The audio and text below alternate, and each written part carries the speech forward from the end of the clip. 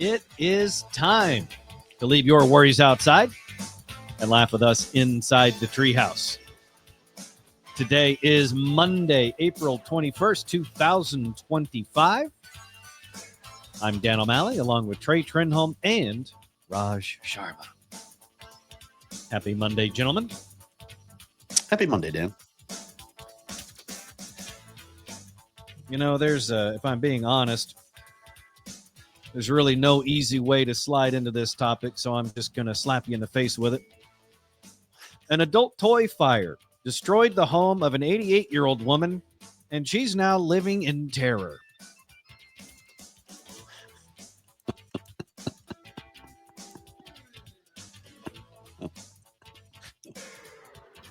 Oh, tell me more. If you're using it that hard and it catches on fire, I am going to guess there is some trauma involved. Mm-hmm. I recommend some lubricant to prevent that level of chafing. That's just me. She's also 88. So. If Diddy can for 88 people, then she can for one. I'm just saying, she's seen war. Yeah, so has her vagina. But yes, an adult toy fire destroyed the home of an 88-year-old woman who is now living in absolute terror. This happened on Staten Island in New York. It started in somebody else's backyard, but quickly spread and destroyed two homes nearby, including the home of an 88-year-old woman. According to her caregiver, the daughter-in-law of 88-year-old Lillian, who did not want to give her last name. She said the first night, Grandma had a nightmare and she screamed really loud. She screamed so loud I never heard someone scream like that. I'm sure it was a nightmare. They just not get all the toys. Anyway, Angela goes on to say she's talking to herself like, I don't understand, asking herself questions. She's trying to understand. The blaze forced Lillian and her daughter, Sophia, to take refuge with Angela. Sophia, the daughter, said, I woke up crying. It's not that it was luxurious, but it was mine. I had my stuff. I guess she's talking about the home and the room that she was in, not the stuff that was torched in the backyard. The fire, which authorities initially called suspicious, started around 3 o'clock in the afternoon last Wednesday. Wow. And it quickly spread to two neighboring buildings, which were then extensively damaged. That's according to FDNY officials. The person charged with arson and reckless endangerment in the case is named Harry Torres, which seems fitting. Harry was arraigned last Thursday and released without bail. His lawyer did not respond to a request for comment, which is strange for lawyers. They usually can't wait to get in front of a camera or recording device to get some publicity. But this guy was like, I'm good. It's really not my choice to be here. This is my own community service that I'm forced into. Or maybe it's because the suspect just straight up said in the criminal complaint, I started the fire. I was in the backyard at my house and I lit two Shark's toys on fire. That's what he told investigators. He used lighter fluid and told investigators he was trying to get rid of the DNA on the toys, which included a rubber hoo-ha. One neighbor said Harry Torres seems a little off, which I think is a pretty solid assessment of the situation. And I'm not sure if I can pack any more puns in here, but I'm going to try. Most of these, by the way, were unintentional, unlike his fire. I just like the fact that it was 3 o'clock in the afternoon. Like, who's got that? Harry's got time on his hands. Well, no, see, I think it's the opposite, because from what he said in the criminal complaint, his confession basically to police investigators or fire investigators, he's like, yeah, I did it. I was trying to cover up DNA. He's trying to hide evidence of his impropriety with adult toys, and he's doing so at 3 o'clock in the afternoon. That tells me that someone was on their way home and he had limited time on his hands to try to hide all of his personal evidence. And it was a fake hoo-ha? Yes. I hope so. Sounds like, Yeah. well, sounds like Harry, was befuddled that he couldn't make it squirt. And I'm gonna let you email Brad, the owner of 103.5 The X in Brownwood, that airs this station on a whim. I'm just gonna edit this one out. Are you just gonna go in the backyard and set it on fire? Yeah.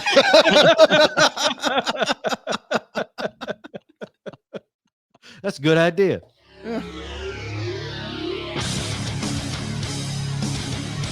You're listening to the Treehouse. Visit us online at treehouseonair.com.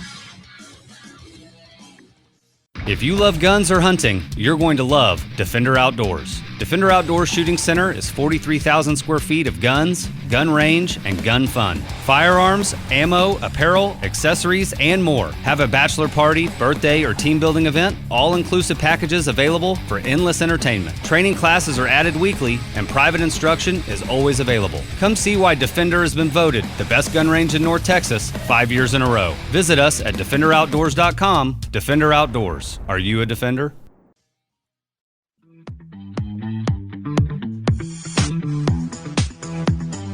You're listening to the Treehouse. Visit us online at treehouseonair.com. This segment of the Treehouse is brought to you by Defender Outdoors. Defender Outdoors is Fort Worth's premier indoor gun range, 6,000 square feet of retail space, in addition to the awesome gun range that it has right there inside Defender Outdoors on Schatz Street in North Fort Worth. You've got that 6,000 square feet of retail space, which includes tons of amazingly knowledgeable retail associates to help you with your next purchase, be it a firearm, holster, ammo, gear, optics, knives, so much more. And you can even host events right there at Defender Outdoors. Go to defenderoutdoors.com for more info. And when you shop in-store and online, use our code TREEHOUSE to get special discounts. Again, use code TREEHOUSE to get special discounts both in-store and online at Defender Outdoors and defenderoutdoors.com. This is the Treehouse Show. I'm Dan, along with Trey and Raj Sharma. Today is Monday, April 21st, 2025. Trey, Raj, on the off chance a Gen Z woman asked you out, would you do it? Would you go out with a Gen Z woman? Sure. Trey? Yes. Interesting. Especially considering all the hate we have heaped upon Gen Z as a generation. Whether they're still willing to go out with me. So yeah. Whether it's their disapproval and wanting to cancel the thumbs up emoji because they deem it hostile or passive aggressive in the workplace, or because they've recently discovered that you don't have to buy coffee in a shop, you can actually make it at home for much cheaper, along with a plethora of other silly things that Gen Z has done or is doing or is in the process of learning. You'd go out with a Gen Z lady. Okay. Yeah. Listen, marriage boy. Yeah. You know what? You're right. I'm not even sure if you need to finish that sentence. I get it. Yeah. Well, according to reported dating trends and a flurry of TikTok chatter, which is where a lot of old people find out things about Gen Z, Gen Z is warming to the idea that age is just a number, at least when the vibes are right. Which leaves Trey fist pumping there in the corner. For a generation famous for canceling anything even remotely problematic or challenging, their sudden love for romantic pairings with a few decades between birthdays might seem surprising. So, look, the new term for this is age gap relationships. When we were all coming up, it was cradle robbing. Yes. So at least Gen Z has softened the label a bit, maybe for their own benefit. I don't know. But I think it's good that we put that out into the universe that you, Trey, and you, Raj, both very hard up Gen X males, would be willing to go out with a hard up Gen Z female. Well, my ex-wife was technically a millennial. So I dated that. And then the ex before that was 12 years younger than me. So, okay. So according to some of the Gen Zers, that 10 to 15 year age gap is totally fine with them. And some are willing to take it even, further on a larger age gap, because 10 to 15 years from Gen Z to that next step up is going to be, millennial. I think we're learning now that Gen X and millennials have far more in common than Gen Z and millennials do. Yes. Here's the thing with millennials. Ooh. Is it really is. If you go back and think about it, millennials matured into Gen X. When they started off and they wanted a little generational wars, they were very whiny and everything else. But then they quickly realized, like, the system whipped their ass real fast. I remember I had a friend who was very millennial and very, when she was in college when I first met her, and she did not understand. She was like, well, I understand, we should pay more taxes, and that way we'll have, better healthcare, better this. I go, wait till you're working. Wait till you see that chunk come out of your check, and you have no control where it goes. And then you see all the waste, and come back in 10 years and tell me, repeat this to me. About 5 years into the workforce, she was like, you were right. Yeah, you can't, as much as you cannot money whip problems. You can't. Just because you spend money on something doesn't necessarily mean you made it better. We're not good at, as a country, we're not good at spending the money we got. So giving the country more of it is not going to suddenly make the country better at it. Maybe you tighten the reins a little bit, make the United States itself live on some SNAP and some WIC benefits, and see if it, learns how to prioritize things a little bit better. Oh, that's even coming. Even if we just collected the taxes that are owed, not even adding on, is $1.3 trillion. Yeah. So anyways, the focus of this topic, though, is that you, Trey, and Raj would be happy to date a Gen Zer. And it's not just, peer pressure that has them willing to do this. Television may also be getting a little bit of credit. Do either of you watch the White Lotus television show? I do not. Well, apparently season 3 of the White Lotus was very good, and it involved a big age gap relationship between two of the stars.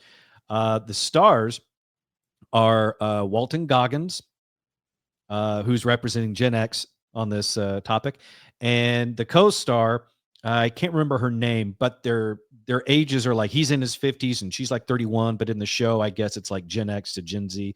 And Gen Z see this as like tacit approval. Like, this television shows, like, this girl chose the old dude in Walton Goggins instead of the guy her age, because his character provided more stability and lifestyle, and was, I guess, just an overall better dude, more established, right? And so now that has Gen Z thinking, well, I might want a 50-something-year-old man.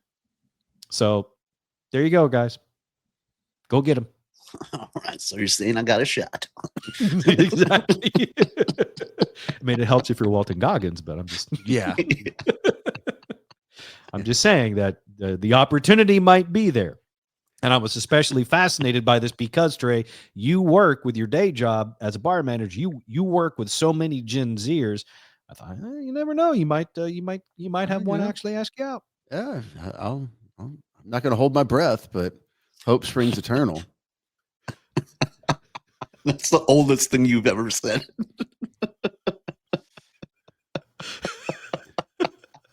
and Walton Goggins is Walter or Walton Goggins? I honestly don't. I got. Anyways, Walt. Go watch this season of Righteous Gemstones, and part of his moment is he shows off his gemstones in 2 episodes. Okay, so maybe not let Gen Z watch that show and only White Lotus. Note take. Hey, if it's really him water skiing naked, you know what? Oh, that just sounds dangerous and irresponsible. I know.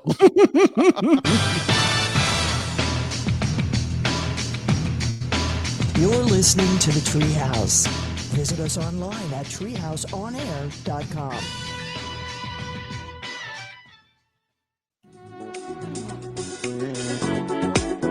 You're in the Treehouse. Visit us online at treehouseonair.com. If you like the Treehouse Show, then you will really, really, really dig us on social media. So give us a follow.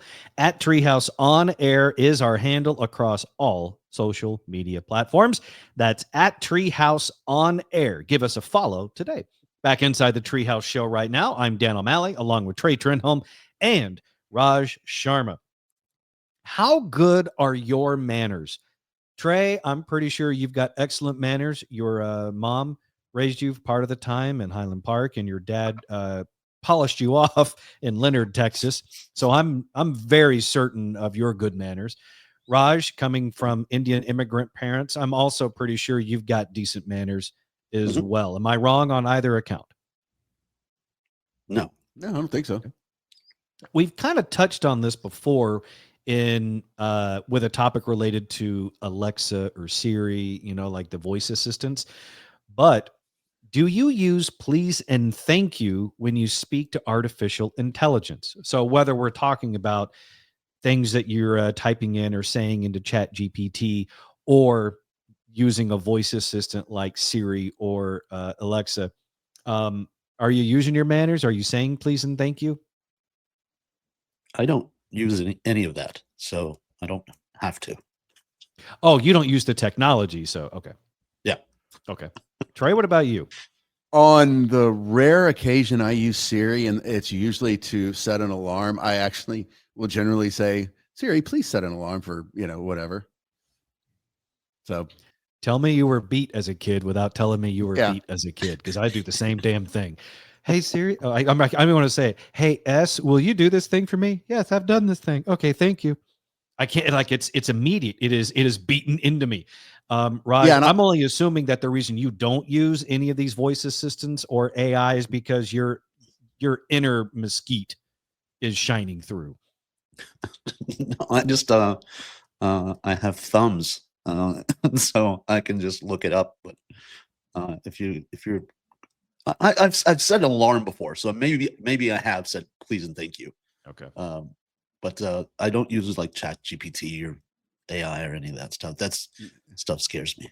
Now, I'll say this: there are times when I have said thank you to Siri, and she doesn't say you're welcome, and I drop the C word on her. Does she say anything back to you then? No. Well, that's how you know she's not real. Because from experience, you drop the C-bomb on a woman, you're going to get a response. Well, according to Sam Altman, who is the OpenAI CEO, he revealed that polite phrases like please and thank you are driving up energy use and costing the company tens of millions of dollars annually. So if you really feel like sticking it to the tech billionaires, then by God, use please and thank you to your heart's content. He says the reason why is these extra words increase processing demands. But Altman says ultimately, the human-like interaction they create is worthwhile. So it's costing millions of dollars when you say please and thank you to artificial intelligence. But overall, he says it's worth it. And I have to agree, because when the computers take over, I want to make sure I'm on their good side. Well, the amount of power that these AI computers require is astronomical.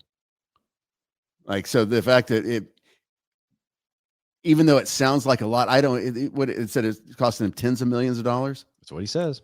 I mean, I think that's a drop in the bucket for their power bill. You're probably right. And I would love to see like a pie chart of their overhead breakdown and just see what the utility bills are like. I mean, water usage are probably pretty low. I think it was Google or somebody actually got denied building a place somewhere because they were like, we can't support your power requirements for this. Wow. You think about the amount of computers involved in AI and all of them sucking, energy at the same time, running 24/7. It's like why, crypto mining, when you're mining for Bitcoin or whatever, it takes a huge amount of power. Mm-hmm. So Raj, you said that part of the reason you don't use these things is because you're afraid of them. You're afraid they're eventually going to take over. Mhm. So if you ever do start using them, or on the off chance you use it, just, maintain your manners, and maybe they'll be kind to you when the overthrow happens. When they take over, they'll be like, "Hey, you said please." It might what you help. thought? Look, it won't hurt. And look at it this way. Could. Well, no, hang on, because if you're a jerk to AI throughout all of it, and they do take over, yeah, that's definitely going to smoke you. Whereas if you're nice, it might stand a chance. It might spare you. And if it doesn't, you'll still have a moment at the very end to flip it off and yell out a very hearty "you" before it smokes you too. But at least you tried. Gotcha. Okay. If you're nice to it, when it inserts you to the matrix, give you a nice thing. If you're not, you're going to be in the news for, starting a fire with sex toys. Yes, exactly. Yeah. Yeah. How do you want your plugged in life to go? Like, do you want to be in the fun pod that's using you for energy like they do in the Matrix? Or do you want to be the pod? Yeah, I don't want it plugging into me. So I'll say please and thank you from now on. You got right, you will.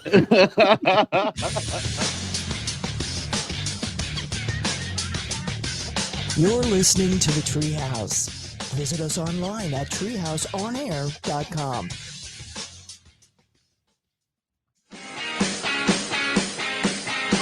You're in the Treehouse. Visit us online at treehouseonair.com. It is time to advertise right here inside the Treehouse. Sponsorship opportunities are available. If you're interested, just shoot us an email, treehouseonair@gmail.com. That's treehouseonair@gmail.com to advertise right here inside the Treehouse. This is the Treehouse Show for Monday, April 21st, 2025. I'm Dan. He's Trey. There's Raj. Do you guys remember the name Kelly Tedford? Do you know the name Kelly Tedford? Nope. Do not. You're going to now. She's the OnlyFans model who was caught going TT on the tomatoes at a New Hampshire grocery store a couple of months ago. We talked a little bit about that. Okay. Well, Kelly, who's 24, she was hit with fresh charges last week for allegedly urinating all over a Marriott hotel room. Turns out Kelly's on a bit of a pee spree. She's now what is it, Trey? Which means people are paying her to do this stuff. I mean, like, that's what I don't even want to know how much money she's making peeing in places. I do. That's the thing I want to know. That's the thing that's not in the story that I want to know. How much is she getting paid for this stuff? Well, in this new situation, she is accused of recording herself peeing on an air conditioner unit, the comforter, the curtains. I don't know if she pulled them off the wall to do that or if somehow she did it sideways. Again, that's a question I'd like to have the answer to. And she also tinkled on the Bible in the room. Oh, okay. Now, so far there's been no comment from the Gideons, but I'm assuming they're pissed off. No pun intended. Oh, that was very intended. Now, the girl who calls herself Kinki Kelli also allegedly defecated on the floor before hiding her dookies in the tank of the toilet. I would like to pin a brief letter from the Treehouse to Kinki Kelli. Dear Kelly, you're not kinky. You're just an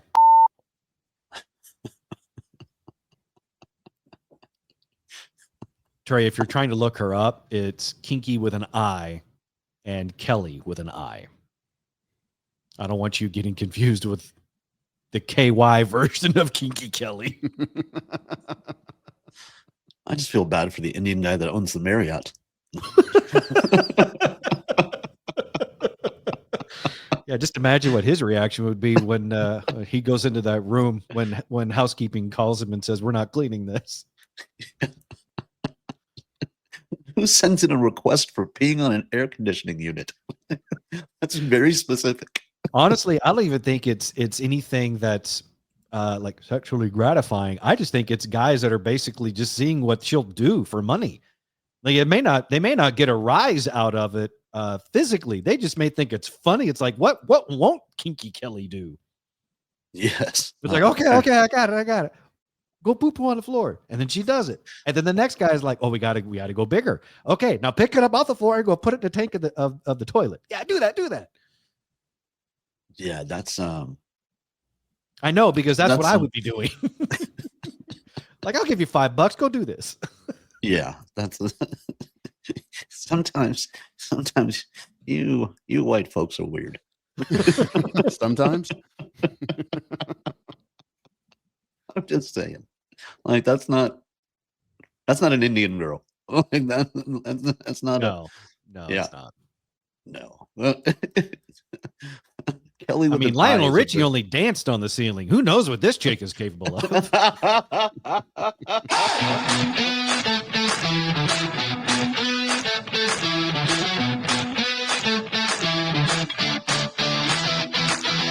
You're listening to the Treehouse. Visit us online at treehouseonair.com.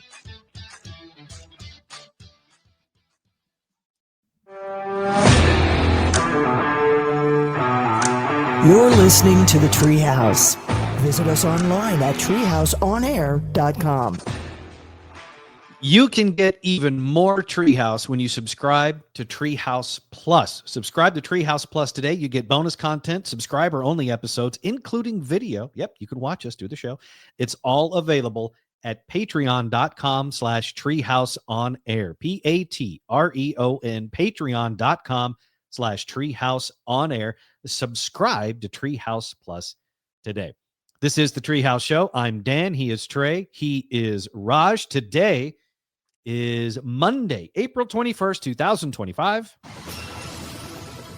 Let's celebrate today with some birthdays. Turning 37 today is an actor named Robbie Amell. Never know how do you say that. Robbie Amell. He is Nathan in the Amazon series Upload. He was also Firestorm on The Flash and Chris Redfield in Resident Evil prequel, Welcome to Raccoon City. Firestorm on The Flash was on the CW series. He's also the younger cousin of Arrow star Stephen Amell from the CW series. So Robbie's 37. I'm going to screw this name up, and so I apologize to her if she ever hears it. Gugu Mbatha Raw is 42 today. Why are you laughing at me, Raj? Did I say it wrong? Do you know how to pronounce her name? No, but it just sounded like if I didn't know that was a person, I would just like Dan had a stroke. Birthdays is what did me in. I thought we were another OnlyFans page or story. Do a quick search on your phone for Gugu Mbatha Raw. It's Gugu.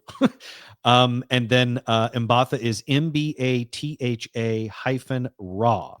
She is 42. Yeah. You may recognize her. I've seen her on a number of things. You may not know her by name, but you know her by face. So she is an actress. She is 42 today. She's Sophie on Apple TV's Surface. She's also TVA judge Ravonna Renslayer on Loki.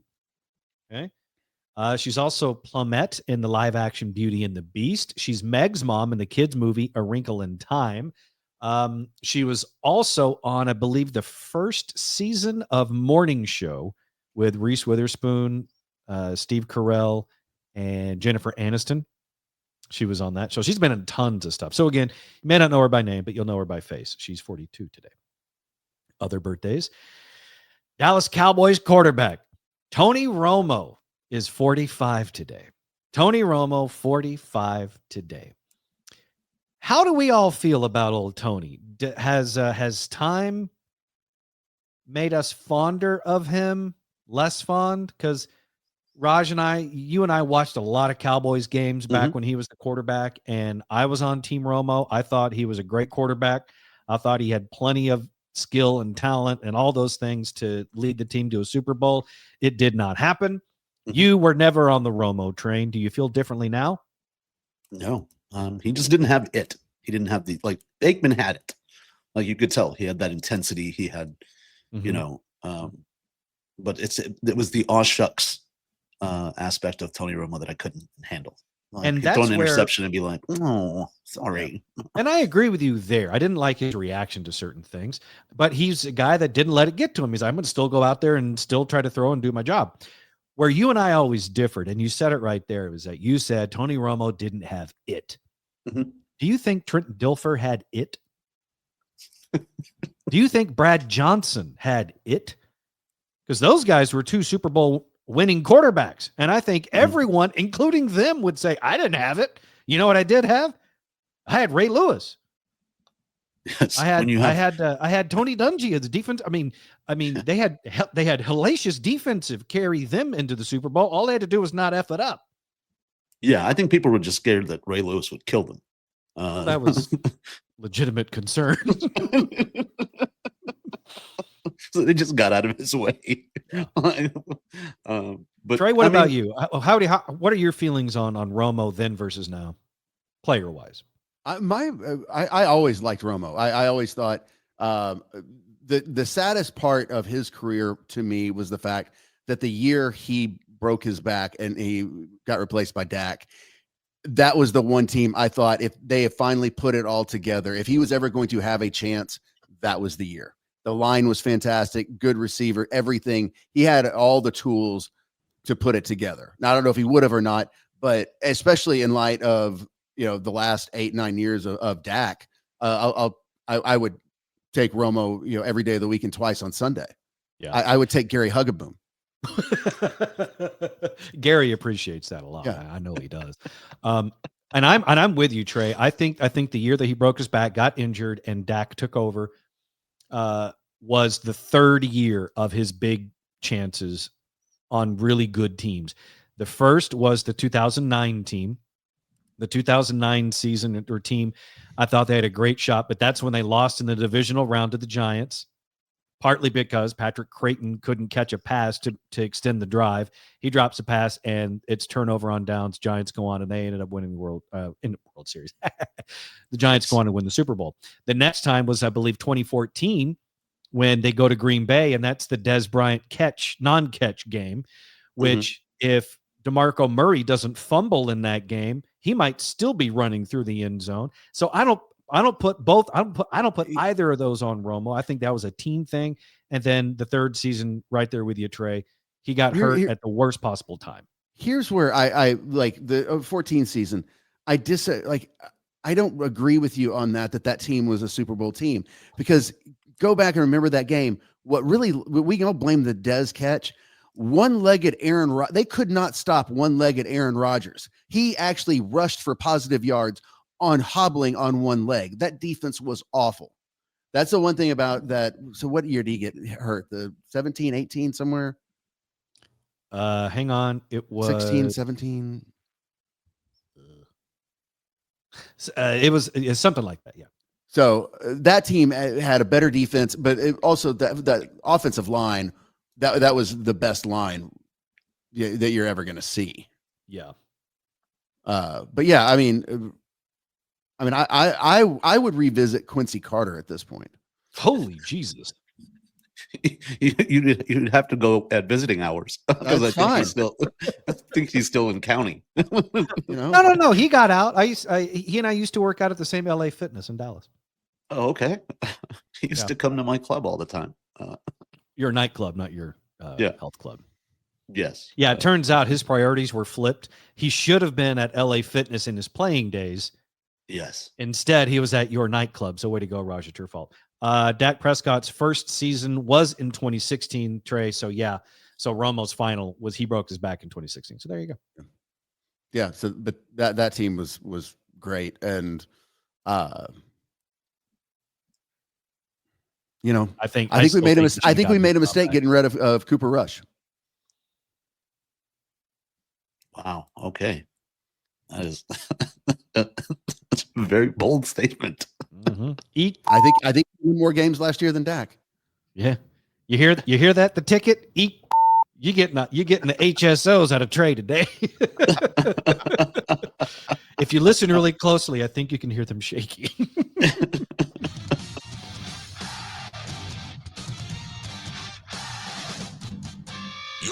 the Treehouse. Visit us online at treehouseonair.com.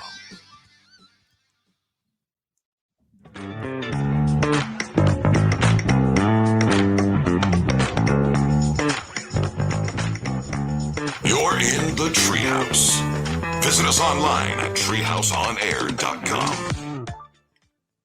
Back inside the Treehouse now. I'm Dan O'Malley along with Trey Trenholm and Raj Sharma. Just a little bit more left for our Monday show, April 21st, 2025. We were just talking about former Dallas Cowboys quarterback Tony Romo celebrating a birthday today. He is, if I remember correctly, 45. Tony Romo, 45 today. And Trey, you said you agree with Raj on Romo's aw shucks attitude when he played? I did not. It did not make me think less of him as a quarterback, but I did find it irritating sometimes when he would you'd look over, pan over to him on the sideline, his hat's backward, and he just looked goofy and kind of like that aw shucks, whatever. Mhm. But that I could handle that. That Dak Prescott, after the Eagles win the Super Bowl, saying in front of a microphone that the Cowboys are right there. We play, we hang with the Eagles. We're right there. We're that close to being there. What are you watching? What team? Because clearly it's not the team you're playing for. Like, do they get the Sunday ticket inside their helmet? Now, like. Oh. Yeah, I could see how then that you would think you're playing right there with them. It's like, Yeah. I see it in my helmet. Or they're just playing Madden. We're right there. Maybe the Madden ratings going into last season had the Cowboys and the Eagles pretty even, in which case it would make sense for an idiot to say that, Cowboys are right there with the Eagles. The problem is the games are played in real life, not inside your head movies while in the middle of a game, watching Sunday Ticket or, video gaming. And it seems to me that the last two starting Dallas Cowboys quarterbacks, because I can't speak too much before that about this example I'm going to give. Tony Romo and Dak Prescott now have bold statements that they have made that has pissed off the fan base. You mentioned one with Dak right there, Trey, where he, after the Eagles win the Super Bowl, he says in front of a microphone, I think we're right there with them. Romo's was when they lost to Philly 44-6 and said, after the game, if this is the worst thing that happens to me, I'll have lived a pretty good life. Which we all agree with from a life perspective. But as Cowboys fans, right after they got their ass kicked 44-6 by the Eagles, that's not that wasn't the perspective we were looking for in that moment. And that's what he gave us. And we hated him. And I hated him for that part. God, I hated that statement. I don't remember any non-Super Bowl winning Cowboys quarterback saying something stupid like that Dak did or Romo did. Did Danny White ever say something dumb like that? Gary Hogeboom, or, did they just go, shucks, but we just weren't good enough. I just love Hogeboom. Just sounds great. It's just a great word. But here's the difference between Romo and Dak.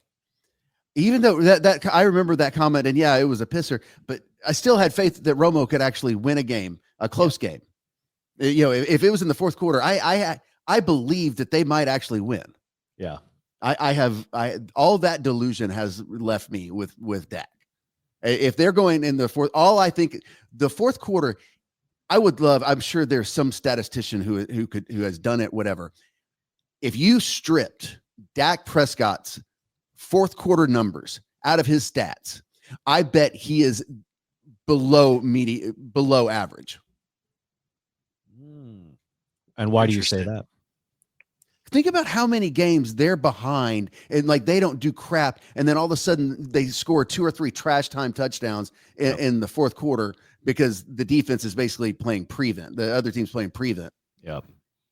So trash time statistics that are bumping up Dak's numbers. I follow you. I knew that's what you were saying. I just wanted to hear you say it for clarity for anyone that didn't quite grasp hardcore sports talk coming out of the Treehouse show. Because look, if there's one thing that we can discuss that is very on brand for the Treehouse show in relation to celebrating the birthday of Tony Romo, that is his greatest accomplishment in his playing days was when he left Jessica Simpson at the IHOP in Temple, Texas, instead of taking her all the way home. Dumped her, both literally and figuratively, on the side of I-35. That right there should put his name up in the Ring of Honor. Yes. Although she did make the pink Romo jersey, and women kind of ate that up. They did, and it was great. It was great then, and you know that was a lot of fun. And Jerry Jones made a lot of money on pink jerseys and number 9 jerseys being sold to women. But he also won back a lot of dudes when he left her on the side of 35 at an IHOP in Temple. I mean, my God, woo! I mean, you turn your hat backwards, they get out. Take the pancakes with you. She was they have pancakes here? She probably walked in, forgot what happened. I'm so sad. Pancakes. Oh, thank you, Tony Romo. Yeah. Oh, all right. We didn't even get to half of the stuff I had on the docket for today, but that's okay because we're going to come back and do it all again tomorrow, right here inside the Treehouse. We'll see you there.